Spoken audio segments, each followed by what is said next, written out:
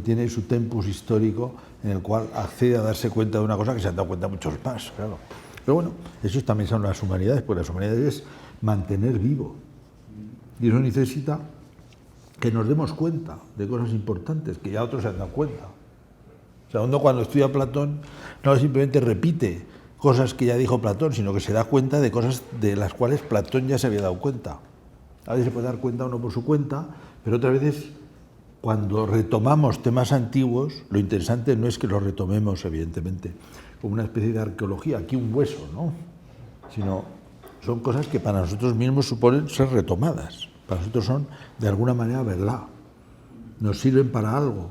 No las repetimos o repetiríamos, qué sé yo, la descripción de una cuestión antigua en la cual no estamos implicados para nada, ¿no? Son cosas que para nosotros mismos suponen descubrimientos. Es el valor de las humanidades que suponen mantener vivas los grandes temas humanos, porque tienen un fondo vivo. Y el sentido de las humanidades es ciertamente mantener y transmitir eso. Y por eso, en cierta manera, se repiten. ¿Por qué se repiten? Porque mantienen vivo lo mismo con acentos, con descubrimientos personales, porque al final también la lectura que pueden hacer unos u otros de Platón, yo no soy nada especialista de Platón, pero en fin, tengo la cultura común de Platón, vamos a decir, pues es distinta también. Porque tomas unas cosas, tomas otras, lees unas cosas, lees otras, te dicen unas cosas, otras quizás no las conoces o no te dicen, ¿eh? A lo mejor llegas a una conclusión que ya había llegado Platón mucho mejor, ¿verdad? Por así decir. Bien, eso es que son así las cosas. Pero así como las ciencias avanzan de otra manera, las humanidades, diríamos, el mismo idea de un progreso es un poco problemático. Porque ¿qué progresa? ¿Qué es lo que progresa? Esto no está en el guión, pero en fin, es un gran tema también habitual. Es decir, que para mi interés, ¿qué progresan las humanidades? Pues hay más libros, en el sentido hay más ideas, hay más de dónde tomar. A veces, si hay demasiados libros, aquí hay un autor mexicano que tiene un libro muy bueno que se llama Los demasiados libros. Porque también los demasiados libros ocultan otros libros, ¿no? Como no te da tiempo a leer, pues si hay demasiados libros encima, algunos interesantes se pierden bajo el peso de otros que han llegado detrás, ¿no? Pero las humanidades no tienen ese sentido de progreso que tienen las ciencias positivas. Porque nosotros sobre todo nos dedicamos al núcleo de los temas. Y los detalles son anecdóticos. Siempre hemos hablado de la felicidad. Bueno, ¿cómo vamos a dejar de hablar de la felicidad, no? No puede decir, no, la felicidad está resuelta, vamos a ver otro tema, ¿no? ¿Cómo vamos a dejar? Bueno, no está resuelto. El tema sigue estando planteado con cada generación. Y nos sirven, ciertamente, los autores que ya han hablado de eso. A lo mejor puede suceder que en este momento haya una persona particularmente brillante que acabe ocupando un sitio privilegiado en ese tema, dentro de la historia de ese tema. Puede ser. Pero, sin embargo, a nosotros nos toca mantener vivo ese tema, porque es un tema vivo. Y mantenerlo vivo, vamos a decir, vivamente, es decir, no como una especie de repetición, sino metiéndose en el sentido que aquello tiene, y en la problematicidad que tiene, y en el reto que tiene. No es repetir por repetir. Claro, es muy distinto, por eso la física es muy distinto. Las humanidades mantienen vivo el núcleo de las grandes preguntas humanas, el núcleo del conocimiento del ser humano, ¿no? Bueno, aquí había una reflexión más bien sobre el arte de educar, que tiene que ver con esto que acabamos de decir de las humanidades, porque humanidades significa aquellas disciplinas que contienen la experiencia humana, que transmiten experiencia humana, que humanizan por eso también. Humaniza la literatura, humaniza la historia. La historia cuando cuenta al final, lo hemos dicho antes, los pecados capitales. Está contando algo del ser humano. Cuando cuenta la envidia y cuando cuenta también, pues digamos, la venganza de las naciones, pues eso es la historia. A personas que a lo mejor les entra un poquito, porque quizá no lo han pensado suficientemente, una especie de escrúpulo científico, pueden acabar haciendo una historia que se parezca al famoso cuento de Borges sobre no me acuerdo bien cómo es, que es un cuento de un párrafo, que es fantástico, sobre la precisión de las ciencias, o una cosa así, que habla de los cartógrafos que existían en un imperio que tenía un equipo de cartógrafos estupendo. Entonces fue mejorando y al final consiguieron hacer un mapa del tamaño del imperio, ¿no? Ya, todavía quedaban los jirones por ahí, todavía se ven, decía, todo está en un párrafo, ¿eh? Genial. Claro, la historia, imagínense, hacer un mapa de la historia del tamaño de la historia, o como hacer una historia de la literatura inglesa del tamaño de la literatura inglesa, ¿no? Ya entramos un poco en las bromas de Borges, que le gustaban estas cosas muchísimo, la biblioteca de Babel, donde estaban los libros, y además los libros con todas las ratas posibles, ¿no? Con todos los distintos tipos de ratas que podía tener el mismo libro, con todas las variantes posibles, ¿no? Ya la locura. Pues como si tuviéramos una historia, diríamos, la historia total. Bueno, en el momento que la historia total no sirve para nada. O sea, la historia repetida tal como fue, toda entera, día por día, minuto por minuto, con lo que hicieron todos los protagonistas, además de ser la locura, no sirve para nada. ¿Por qué? Porque no se ve, no se ve. La historia es un relato, ¿eh? Y en ese relato, que hay que estar constantemente rehaciendo, ¿cómo es la historia de México? Te la voy a contar, como haya, vamos a decir, 3.000 especialistas de la historia de México, niño que tienes 12 años, te voy a colocar una enciclopedia de 35 tomos, que es a lo que hemos llegado. Léetela, imposible, ¿no? Tienes que hacer una historia que se la pueda leer. De manera que hay que estar constantemente recontando la historia. Bueno, eso es una de las paradojas que tiene el estudio histórico, ¿verdad? Pero que nos ayuda a recordar que en el núcleo de toda esta disciplina está el ser humano, que tiene una medida humana y que necesita ser cultivado. Las humanidades están presentes en la enseñanza universitaria porque humanizan. No hay que perder de vista ese objetivo. No es que necesitamos estudiar, digamos, enseñar la historia, toda la historia. No, no hace falta que enseñes toda la historia, porque eso se olvida. Lo que hace falta es que la historia que transmites sea una experiencia humana que enriquezca, que les ayude a ver el mundo, que les ayude a verse a sí mismos, ¿eh? Bueno, aquí ponía yo algunos principios del arte de educar que son obvios, pero siendo obvios necesitan ser constantemente repensados. El primero es que educamos a personas libres, con cabeza y corazón, que tienen que expandirse con un ejercicio propio, porque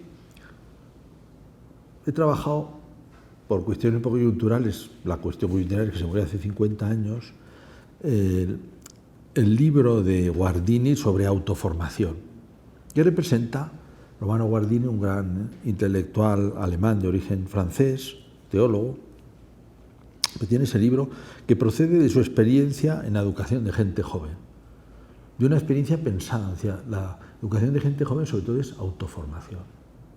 Se tienen que formar ellos, se dan forma a sí mismos con la libertad. Lo nuestro es estimularles, lo nuestro es ponerles en ocasión, ¿eh? Y estos saberes humanísticos es ponerles en ocasión de que sepan sobre sí mismos y también de que crezcan. Me ha pasado una cosa bonita este año en las clases. Bueno, 2 o 3 alumnos que después de... Bueno, siempre hay alguno, pero uno me gustó especialmente, después de haber puesto ya las notas, porque si no, cabe que la cosa no sea totalmente sincera, uno me escribió diciéndole, por favor, recomiéndame libros porque quiero seguir creciendo. Qué bonito, ¿no? Recomienda algún libro porque quiero seguir creciendo. Qué bonito. Pues es... ojalá lo hubieran escrito todo. Pero, claro, es que crezcan. Entonces, toda enseñanza, la enseñanza tiene ciertamente un ojo puesto en la materia en sí misma, pero tiene otro ojo puesto en el alumno, porque tiene que haber una proporción. Esto lo trata muy bonitamente, por cierto, Ortega y Gasset, en esa pequeña conferencia que tiene, que está en internet y que vale la pena releerla de cuando en cuando. Misión de la universidad, donde habla de esta proporción del saber, la proporción del saber, ¿eh? Tiene que adaptarse a las posibilidades del... Decíamos, si no acabamos en la paradoja de la historia de México y el niño de 12 años, ¿no? Pero es que tenemos 1000 especialistas que han estudiado la historia de México, ya podemos hacer una enciclopedia, digamos, de todos los volúmenes que se quiera, pero bueno, pero el niño no puede con la enciclopedia. Le tenemos que dar una historia que sea adaptada al niño y que no es la misma que la que se escribió hace 30 años, porque las cosas no se ven igual. Y necesita ser constantemente rehecha, constantemente recontada. Y que dice la historia de México, dice la historia de todo. Y lo mismo el pensamiento de todo. Necesita ser constantemente recontado. También porque lo queremos recontar en vivo y no como un refrito. Si fuera simplemente repetir, pues ya está. Podríamos poner incluso en los programas estos que hay que leen, ¿no? Lo lee y ya está. No, pero ¿por qué somos profesores? Pues porque decimos en vivo cosas que ya se han dicho, pero sigue estando vivas. Hacemos que estén vivas ahora. No solamente estaban vivas antes, no. Yo cuando las trato, las hago vivas ahora. Y, por un lado, mirando a la materia para que lo que digo tenga una cierta proporción con la materia, porque claro, lo que quiero es la historia de México. Pero también tengo que mirar al alumno, porque esa historia de México es la que le va a servir al alumno. Tengo que mirar a México, la historia, y tengo que mirar al alumno. Tengo dos polos para mi enseñanza. Si me quedo solo aquí, pues no sirve. Y no digamos, y decimos el otro defecto, no es solo quedarse aquí, sino quedarse aquí con ese lenguaje indirecto, que es, estos libros dicen esto. Bueno, pero ¿es verdad o no es verdad? No sé, lo dice el libro. Platón dice esto, bueno, pero es verdad, no sé, bueno, a mí qué más me da, es lo que dice Platón, es lo que enseñó lo que dice Platón, pero el auténtico filósofo no enseña solo lo que dice Platón, sino que es que lo que dice Platón le dice algo, y por eso lo puede analizar, y por eso lo puede tratar. Dos polos. Y un polo, uno de los polos es libre. ¿Y qué hacemos para que quiera? Bien difícil. ¿Qué hacemos para que entre? ¿Qué hacemos para que se estimule? Ahí está. La educación siempre es un arte. Esto no tiene una solución. Aquí tengo una famosa frase que quizá hayan oído probablemente. Educar no es como llenar un vaso, es como encender un fuego. Es bonito. La frase se atribuye, le he dedicado un poco de tiempo a esto, un tiempo medio fracasado, porque la frase, que tiene mucha fama y está puesta por ahí, bueno, en realidad en el fondo es de Plutarco, es un resumen de una frase de Plutarco, que es un poco más larga. Se atribuye a Aristófanes, donde no lo he encontrado, en fin, lo he buscado bastante, no lo he encontrado. Se atribuye a Montaigne, donde no lo he encontrado tampoco. Y se atribuye a Yeats, donde no solamente no está, sino que en Google hay una Wikipedia Notes, o sea, ahí dice exactamente de dónde procede el error de atribuírsela a Yeats. Y es que simplemente se corrió en un libro típico, ¿no? Se corrieron las citaciones, ¿no? Desapareció una, entonces Yeats, ¡pum!, le pusieron esta cita y desde entonces pasó a... Bueno, pues... Es un resumen de Plutarco del arte de escuchar, que es bien interesante, por cierto. El arte de escuchar en Plutarco. ¿El arte de escuchar?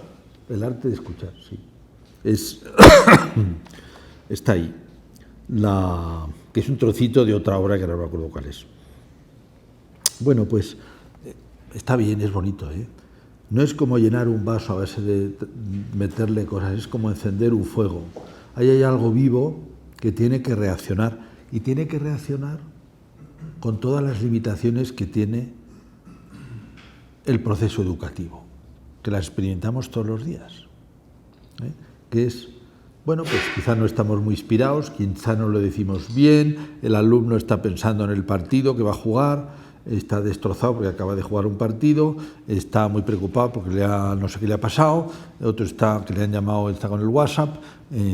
Bueno, en medio de todo eso, que ahora pasa de una manera un poco distinta, pero siempre ha pasado, con todas las deficiencias tan enormes, que luego voy a quizá hablar de ellas, que es de las clases magistrales, pero bueno, son insustituibles al final. Y es un proceso que, siendo mediocre en mucha medida, también consigue educar a las personas. Lo mismo que la eficacia de una madre cuando le dice al niño, di gracias. Bueno, es muy relativo, ¿no? Pero una vez repetido unas 1000 veces, consigue que le entre un poco más en la conciencia del niño. Pues parece que, claro, como no es una máquina el niño, eso pasa después. El niño en ese momento es poco libre, ¿verdad? Aunque aprenda a decir gracias casi por puro condicionamiento, que es el inicio de la educación es el condicionamiento, ¿no? Dicen, ¡no hagas! No. También una parte de la vida social funciona por condicionamiento. ¿Por qué no atravesamos los pueblos a una velocidad loca? Pues porque nos ponen unas multas que nos doblan, ¿no? Con eso se consigue un poco más de orden en la vida pública, ¿no? También es condicionamiento. Pero, claro, el móvil principal de la educación, aunque tiene siempre un poco de condicionamiento, no es el condicionamiento. Bueno, los exámenes dan son condicionamiento también, ¿eh? El quedar mal es condicionamiento. Pero el móvil principal es la belleza de lo que se dice, el interés de lo que se dice. Y ahí tenemos el reto. El reto aceptando la dosis de mediocridad que tiene toda transmisión. Porque, claro, podría ser, si no, desanimante. Si uno habla de educación de una manera sublime, claro, pues entonces, como la experiencia no es tan sublime, podría producir una especie de... Me pasó hace 2 días, hablando de esto, con un profesor joven, ya me había pasado, no me acordaba yo, hablando de esto, me había pasado en Madrid también hace 4 o 5 años, me había pasado lo mismo, que es que a un joven le parecía esto muy defraudante, o sea, hablar de que la educación tiene un aspecto mediocre y que hay que aceptarlo. Parecía terrible, ¿no? Bueno, pero es que es así. Y no puedes educar bien si no lo aceptas. Y si no, pierdes la ilusión a pesar de la mediocridad. O sea, lo terrible es reducir las cosas grandes a la mediocridad y no mantener la tensión. Como es mediocre, pues ya nos instalamos en la mediocridad, ¿no? No. Yo quiero hacerlo bien. Aunque ya sé que yo mismo tengo aspectos mediocres, aunque sé que la transmisión es mediocre, pero vamos, yo me planteo el reto de hacerlo bien. Acepto también que si no me desanimo, porque sé que también tiene aspectos mediocres, pero quiero hacerlo bien. O sea, mantengo esa tensión. Lo interesante es mantener la tensión. Pero claro, hay que saber que el sistema es así, hay que aceptarlo. Hay que aceptarlo con la tensión, no hay que aceptarlo del todo, ¿eh? Bueno, y otro gran tema educativo es una cosa que me la encontré de casualidad, aunque claro, es una cosa conocida, leyendo la Ética Nicómaco, en el libro segundo, de repente dice, porque hablando de los móviles del ser humano, los móviles del ser humano son, pues habla del gozo, mejor dicho, el gusto, la satisfacción, el placer, el interés, lo que es honesto. Pero dice también que los seres humanos obramos el mal, no hacemos el bien por dolor, por esfuerzo que supone, ¿no? Y hacemos el mal, pues a veces por placer.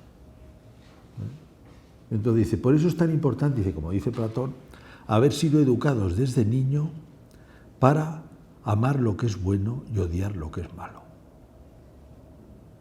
Esto se refiere sobre todo a la educación de ideales de vida, educación moral, pero es un poco colateralmente para todo. O sea, amar como es debido. Casi se podría decir que esto es la clave de la educación. O sea, conseguir que la gente ame lo que vale la pena ser amado. Hablamos de la historia. Pues hombre, la historia es una cosa que merece ser amada. Claro, como parte de el éxito de nuestra educación dentro de la aceptación de esos límites de todo es conseguir que la amen, conseguir que quieran, conseguir que les parezca bonito. La belleza es la clave de aquí, de todo, ¿eh? Esa belleza que es splendor veritatis, el resplandor de la verdad, de las distintas verdades que se transmiten en la educación, que parezca bonito, que parezca interesante, ¿eh? Claro, tenemos que jugar un poco con qué parece interesante a los chicos, al mismo tiempo digamos que siempre estamos con los dos polos, sin traicionar el saber que estamos dando. ¿Qué le parece a los chicos interesante de la física? No les parece nada. Entonces, en lugar de dar física, hombre, no, tienes que dar física, ¿no? Procurar que sea interesante, pero tienes que dar física. Tienes que ser la física. Pero, claro, lo otro nos lo tenemos que replantear constantemente. O sea, nunca perder de vista los dos polos. Porque da legitimidad a lo que hacemos, estamos explicando esto. Pero este otro, porque es el objetivo. Educar es una libertad que se abre a un tema. Y siempre va a estar así. Bueno, aquí ponía el núcleo del humanismo. El núcleo del humanismo es la noción de hábito. ¿Cómo se perfecciona una persona? ¿Cómo se perfecciona una persona libremente? Eso es la definición de hábito. El actuar libremente produce hábitos. De todo, también de conocimiento. ¿Cómo hay que saber, ya sabemos, ¿no?, que Aristóteles, cuando pensaba en los hábitos, también está pensando en los hábitos intelectuales. Y uno de los hábitos intelectuales son las distintas ciencias, en el sentido suyo, clásico, que es los distintos saberes que se adquieren con su forma, que se adquieren personalmente. Es una cosa que también a mí me ha dado para reflexionar y que la dejo aquí suelta, que es, en el sentido aristotélico, la ciencia no es... Hoy, cuando hablamos de ciencia, siempre estamos pensando en un saber más o menos objetivado y común. Él está pensando, en cambio, en un hábito. Un hábito en este sentido, que es que una persona posee ese saber porque sabe cómo, vamos a decir, demostrarlo entero. Cómo tomar desde los principios y desarrollarlo hasta el final. Y entonces eso es una cosa que posee él. Quizá lo poseen otros también, y lo ha recibido de otros, pero está pensando en un hábito personal.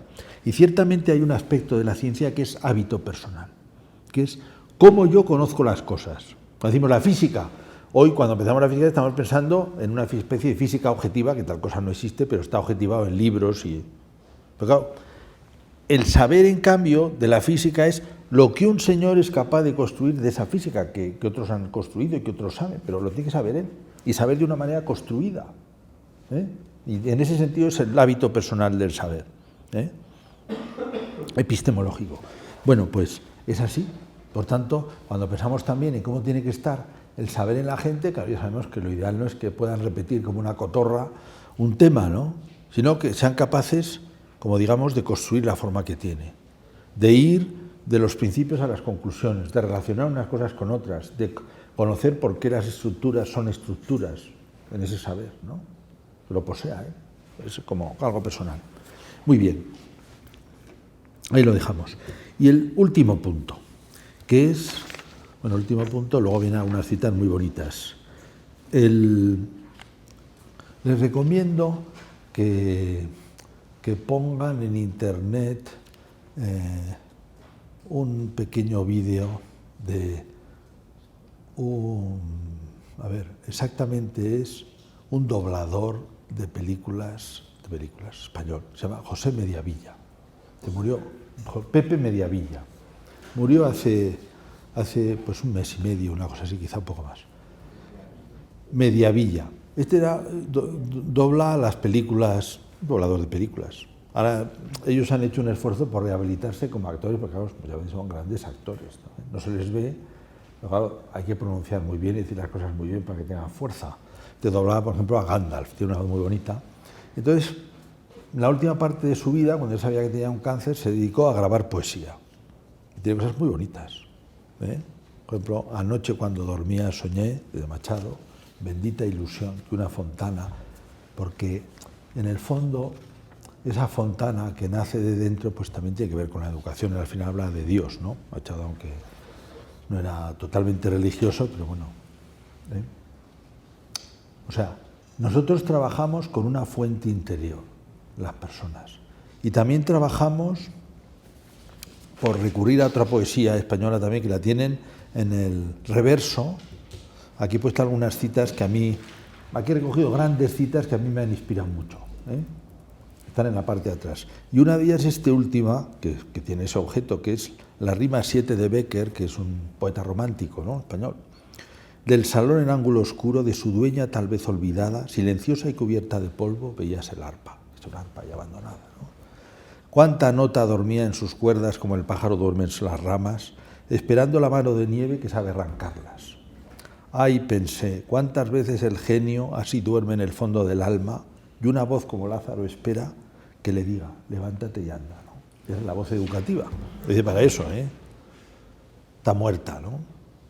Pero la educación tiene esos despertares, ¿no? Conseguir que algo se ponga de pie. En esos chicos que tienen la peculiaridad, a veces, a mí también me ha dado que pensar mucho, claro, mis sobrinos ya han crecido, pero antes decía, este universitario es como mi sobrino de 14 años con 3 años más, ¿no? Es nada más eso. A veces sin querer, como somos adultos, es un adulto como nosotros, pues nosotros no, tiene 3 años de desarrollo intelectual, aunque al mismo tiempo tiene unas capacidades extraordinarias y está en un momento extraordinario de la inteligencia y del corazón y de todo, un chaval, o una chica. con 17 años, una edad de oro, ¿no? 18 años, 19 años, una edad de oro completamente. Ahora, claro, en otras cosas apenas es un niño con 3 años más, ¿no? Pero con todas estas cosas tan importantes que han pasado, una de ellas es la expansión de la inteligencia, la capacidad del conocimiento abstracto y también toda una voluntad, una capacidad de querer, de apreciar el bien que ha nacido junto con esa expansión de la libertad. Claro, es un momento privilegiado para hacer que se despierten esos grandes amores, ¿no? A cosas que son bellas. ¿Cómo enamoran? Porque son bellas. Hay una reflexión interesante aquí que es sobre la voluntad sub natura. Nuestra voluntad tiene 2 actos, 2 tipos de actos. Una que es, que nos olvidamos muchas veces, que es el movimiento espontáneo. Es, ante la belleza, es querida. Lo que es percibido como bueno es espontáneamente querido. Se decide querer, no se dice querer, se quiere. A mí se me manifiesta algo como bueno y lo quiero. No puedo no quererlo. Se me manifiesta, lo quiero. Se manifiestan personas que son buenas, las quiero. Se manifiesta un ideal de vida que es bueno, lo quiero. Se manifiestan saberes que son buenos, los quiero. Y luego está la esfera de la libertad, donde yo hago la estrategia de la acción, construyo una acción con la inteligencia. Luego, la primera parte es la que, digamos, la que articula los amores de las personas y tiene que ver con los descubrimientos que ha hecho, con los enamoramientos, con las inclinaciones que se le han depositado en el alma porque las ha percibido como buenas. Y eso es de donde va a nacer toda la motivación de la persona. Claro, nosotros cuando estamos educando estamos por un lado despertando los resortes morales, es decir, los ideales que le sirven a la persona para ser amados como modelos de sí mismo. Y también estamos despertando todas esas cosas que le parecen bonitas. Dices que, bueno, a mí Wagner me entusiasma, a mí me gusta la física, a mí me gusta el deporte, a mí me gusta... Me hizo gracia ayer estuve en la Universidad Autónoma de Puebla y hablaba con unos chavales y un chico me vino así un poco preocupado, típico, ¿verdad? Qué cosa tan simpática. Dios, padre, a ver, quiero que me ayude, que me diga algo y tal. Pero claro, yo lo que quiero ser en la vida es un gran futbolista. Dice, y claro, ¿qué me dice? Porque yo veo que ese es el ideal de mi vida. Y mis padres dicen que no. Claro, yo diría, claro, lo tiene a pensar como su padre, porque la cosa está más que dice. Yo dice, mira, las empresas suelen tener un plan B, pues no sale el primero. Tú también, parece muy bien, ¿no? Un chico apueste, no, está bien que apueste, ¿no? Digamos, hombre, no es, digamos, el gran horizonte universitario que deseamos, que quieran ser futbolistas, pero en fin, está muy bien también, ¿no? Que le parezca bonito, es muy bonito. No pasa nada, ¿no? Es una cosa buena. Pero claro, es bueno que tenga un plan B también. Aunque probablemente ese consejo a él no le gustaría mucho, pero, porque parece una especie de traición al ideal. Me parece que si tiene un plan B ya no va a ir con fuerza por el plan A, ¿no? Pero bueno, cuando tenemos más experiencia decimos bien, pero claro, es muy difícil que seas, pues ponte un plan B, ¿no? Pero bueno. Ahora, es la época de los enamoramientos, que a veces tienen esta especie de candidez, pero claro, también tienen su fuerza y son auténticos. Y al final, a poco que pensemos, nos damos cuenta que son los grandes resortes que mueven la vida de la sociedad y la vida del conocimiento, esos enamoramientos, ¿verdad? No, yo quiero esto, ¿qué quiero esto? Son fermentos. Y es uno de los aspectos que tenemos que cultivar. ¿Bien? Bueno, pues permaneciendo ya, porque digamos yo lo que tenía que decir ya lo he dicho, pero repasamos un poco estas citas que tengo por aquí detrás de una de John Stuart Mill, que la dejo pero para que la lean, y otra esta de un famoso libro de este filólogo alemán Jäger, de Paideia, un gran libro sobre el humanismo clásico griego, los ideales de la educación, aunque tiene su historia también ese libro, que ahora no. Humanismo viene de humanitas. Esta palabra tuvo, por lo menos desde el tiempo de Varrón y Cicerón, al lado de la acepción vulgar y primitiva de lo humanitario, un segundo sentido más noble y riguroso. Significó la educación del hombre de acuerdo con la verdadera forma humana, con el auténtico ser. Eso es la educación. Queremos que sean personas, grandes personas.